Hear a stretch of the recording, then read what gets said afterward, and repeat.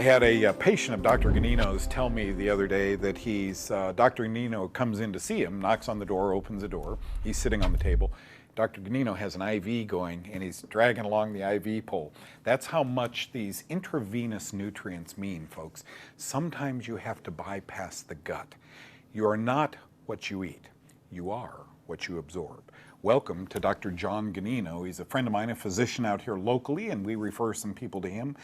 I'm so glad you're there. Thank you, Doug. I appreciate it. And yeah, I'm a fungus guy like you are. And my dad died from prostate cancer.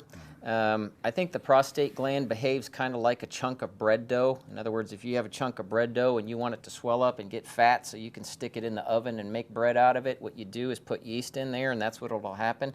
I think if you have a prostate gland and you want it to swell up and get fat, if you feed it sugar or things like that, and I'm not a big sugar guy, but I do dabble, and my girlfriend and I went to Utah in March, and that's a altitude, and we also flew in an airplane, so all of that stuff makes fungus. So yeah, I've got every Thursday now I've got an IV of some sort going in my body to kill fungus and reduce the size of my prostate, just trying to hedge my bet a little bit. But IVs don't just kill fungus. He's giving nutrients, a lot of vitamin C. He's doing things that many doctors no longer would question, but they'd raise their eyebrows. You can't fight success. And in medicine, you often have to take the science out and put the logic in. You're a puzzle putter together when you're a good doctor. Tell me a little bit about your practice. I've been there many times, and as I first walk in, I see this really neat tree. In this beautiful office, I see this tree, and it's got little pins all over in the tree. Do tell. Yeah, so we have a way for you as the viewer to sort of contribute and support our patients that need financial assistance. A lot of what we do is not covered on traditional insurance, and these people really need help. So there's a tree available that if you would want to make a donation to support someone, then the office will match your donation, and that person, instead of having $10 from you, will have $10 from you and $10 from me for a total of $20. And obviously, if we get a lot of people on board, then it becomes impactful in a big way in the kingdom, and that's glorifying God, and that we're all connected to one another as brothers and sisters in the Lord. So, John, that's another thing I want to talk to you about. Do you recall the first time a patient said, "Would you pray with me"? It was years ago. Was it comfortable or was it uncomfortable? It was definitely comfortable. Okay. I came out of that. In fact, in med school, we even had, it was called Christian Medical and Dental Society, and we met once a week, and we got together and did Bible study, and it was great. So it's always been part of my life, but it's so much more tangible now. Tricia, my girlfriend, has taught me, about the kingdom. It's the Father, the Son, and the Holy Spirit. And the Holy Spirit, y'all, is the action figure. That's that when Jesus in John 20:19 through 23, receive the Holy Spirit. As the Father sent me, now I send you. We can do it, guys. I've seen it. I've seen it in our office. And it's not me. It is just a channel, and everybody that's watching has this exact same power. You just have to choose love. That's all it is. It's really a pretty simple thing, honestly. I've heard you say with your patients that chemo and radiation is an option. Here's the great thing about Dr. Gonino and doctors like him. I've been speaking to ACIM. You've attended those. Sure. The Academy of Complementary and Integrative Medicine. Lots of doctors go to those, and I'm humbled to be able to speak to them. These doctors we bring them out on screen here. You've seen some of them. They all say what Dr. Gonino told me 20 years. Basically, as a physician, a healer, you must open these and close that and listen. The patient will tell you their story. Yeah. We have a gal who's here, one of what you call these many miracles that you see. You get so excited sometimes at night. John will text me, "Hey, Doug, another miracle," and then never a name, but always the miracle. Jane, is such a miracle. Could you before we meet her, could you intro her? Yeah, first off, I would just echo what you said. I never get tired of these miracles. I mean, they're so incredibly energizing. And I was at my bank about, I guess it was December or November, and I was talking to my bank teller, and she said, there's this patient I think you might be able to help, and the next thing I know, the guy who walks into the bank is her husband, Scott. And that doesn't happen unless, Right, unless right. it's just a divine thing. So yeah, so Scott and I talked that day, and we got Jane in, and she came in with metastatic disease and in a wheelchair, Oof. and with 0 chemo and 0 radiation. Y'all are going to get to meet her. And again, just to see the manifestation of what's possible, again, it's exciting. Well, the reason, look, the Lord works miracles. Amen. Your office has invited the Lord in. So this makes Amen. really good sense to me. Metastatic disease means cancer. Yeah, so cancer that has some primary focus that is now spreading in the body. It could be to, in other words, if it's a pelvic cancer, it's most likely going to spread liver first, then lungs, then bone, then brain. If it's breast, then it's axillary nodes, chest, liver, then bone, then brain. So it has its own way of, kind of going depending on where it's coming from. But obviously, the reason you have a family doctor is to try to screen for these things, like we did with Mark, find it as early as possible and then get moving on it and not wait. Well, in Jane's case, it was pretty advanced, and that's okay. And one of my favorite books is Health Revelations from Heaven and Earth. And it's a guy named Tommy Rosa who died and went to heaven, met Jesus. Jesus gave him 8 health revelations. Somewhere in the book, Tommy said something to Jesus about mistakes. And Jesus said, there are no mistakes. There's only lessons. So Jane had lessons she had to learn before she landed in our office in December. She learned them well, and she's been a great student since she's got here. I can't wait for the folks to meet her. That's a great buildup, by the way. Going into a doctor like Dr. Gonino is like any other doctor, only this doctor allows you options. For 20 years, he has studied nutrition, intravenous, oral, etc. And he knows things that I think other doctors don't know. When we get back, you get to meet Jane sitting right next to Dr. Gonino. Well, I get to hear in the green room what you don't get to hear here. Jane Rush, imagine being young, going to having breast cancer a lot of years ago, I'm told that's minor, don't worry about it. Then, the hip is so sore, the arm is so sore, going to an orthopedic doctor, he does scans and says, really bad news. This is cancer. And then, Jane, you pick it up from there. John, Dr. Gonino, said that he met your husband at the bank. How cool is that? You folks didn't have insurance, and you're looking at hundreds of thousands of dollars for treatment if in fact this is cancer. I see miracles every day. We get to expound on them on this show.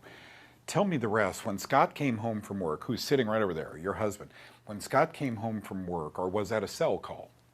I was actually in the hospital. Oh, no. I had been in the hospital for 3 weeks, the end of November to early December, with cancer diagnosis. I had hip replacement, a metal rod in my arm from where cancer had just eaten the bone away. And they were pretty much kind of done. It's like, we've done all we're going to do. But I did have cancer in my bones just pretty much everywhere. And they offered to send me home with the hospital bed. And Scott ran into Dr. Gonino in a way beyond coincidental way at the bank the day I was to be discharged.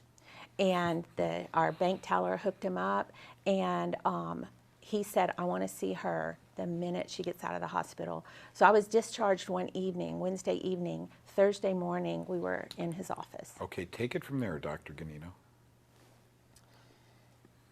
Well, I like what you said, Jane, when we were before, when we were in the green room, So here's the thing.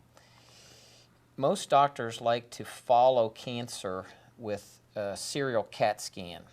It's considered the standard of care. The interesting thing, though, is most doctors, including me before June of 2012, don't know that the radiation damage to your body from a CAT scan or a PET scan is equivalent to smoking a pack of cigarettes a day for 19 years. Okay, that's not my opinion. That's the Journal of the American Medical Association, Lancet, and the American College of Radiology. You can look it up, Time Magazine, June 25th of 2012. So that's generally what happens in this country. So people are being actually injured by the scans that they're using to try to find out how good is the cancer progressing or not. I told Jane day one, here's how we're going to follow you. We're going to follow you clinically. Well, what does that mean, Dr. Gonino? John 14:16. I will send you a helper. The name of this helper is called the Holy Spirit. If you want, you can trust that over any doctor, including me. Did I not say that? You did. We're going to follow you clinically, tumor markers, which are blood tests, and sonographically where possible. Sonogram is zero radiation. The other safe test is an MRI without contrast. Operative phrase is without contrast. And then what was it? Did you say somebody asked you or? Well, I had my husband and my my family. My siblings were in the room with us, and I was in a wheelchair. I was hurting and frankly paralyzed with fear, thinking I was going to be dying soon. And my sister asked Dr. Gonino, because the integrative direction was new for my family, and she was like, with all due respect, how will we know if your approach is working with her? And he said, well, she's going to tell us. And we're like, what? And he said, you're going to quit hurting. And I remember just lifting my head up and looking at him, and I said, you mean this pain is going to go away? And he said, absolutely. And he offered hope, and now along with it had to be compliance. I went gluten-free, dairy-free, wheat-free, and sugar-free food, and taking a lot of supplements, coffee enemas, IV therapies, and green juice. So I plunged wholeheartedly. 1 week later, the pain was gone. And that was 5 months ago? That was 5 months ago. Or 6 months ago almost now. So Yeah, December 5th is when I saw him. what are we seeing with tumor markers? Well, they are less than half of what they were. Okay, so folks, tumor marker, depending on the cancer, is a test, a simple blood test that they can take your serum and see if the cancer is getting worse or if it's getting better. If it's half of what it was, imagine where it's going to continue going. You said what you really got was hope that day. Yes. Hope that you'd be out of pain. Double hope that you'd be out of cancer. Yes. Where's your heart now? Oh my goodness. I totally believe I'm not going to die from cancer.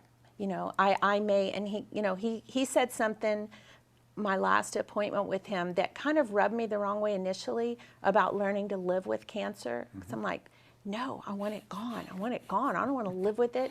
And but he was talking about like the way people live with diabetes or people live with high blood pressure. It's not controlling your body. It's not growing. It's not spreading. But you know, it may be there to a certain degree. And I've kind of wrapped my head around that. And I still want to be. I want it gone. You know, but like right now, I'm living with cancer, but I'm not in pain. I feel better. I do not feel like a person with stage 4 metastatic breast cancer in the bone. And may I be so bold as to say, based on laboratory data, you're living with half the cancer that you came with. And that's going in the right direction. Dr. Gonino, how do you start? I mean, here's someone came to you in a wheelchair, has been told, look, get your affairs in order. And that was 5 months ago. Hydration and minerals.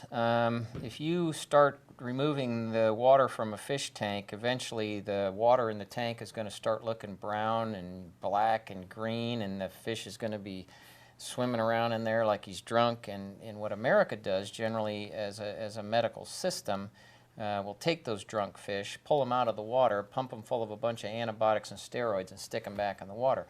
The answer is change the water, right? You got to hydrate, you know, saline IV, probably the first day we had saline IV, right? Get her pumped up, kind of like if you're a plant in a flower pot and you start drooping and you pour water on it, it'll stand back up. That's the first thing we did, saline and minerals.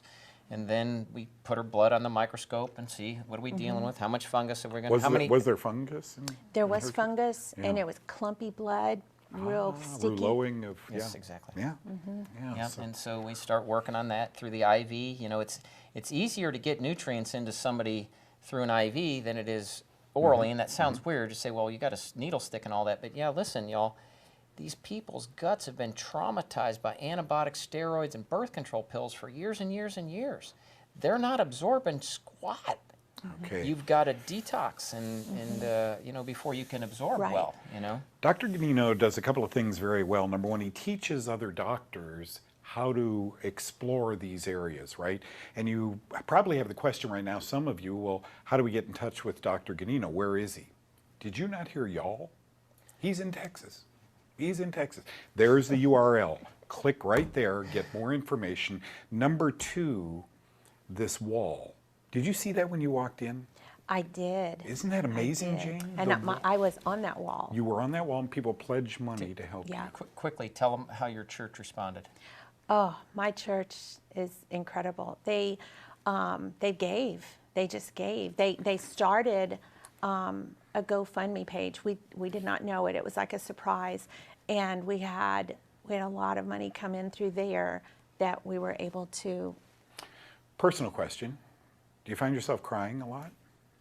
Not out of gratitude, yes, but not out of fear and hopelessness. Initially, like I said, I was overcome with fear, and I'm a Christian, but I mean, when the rubber meets the road and you're about to go to heaven, and it's like, whoa, not yet, Right. you know. Give me a few more years. Yeah, I've got grandchildren.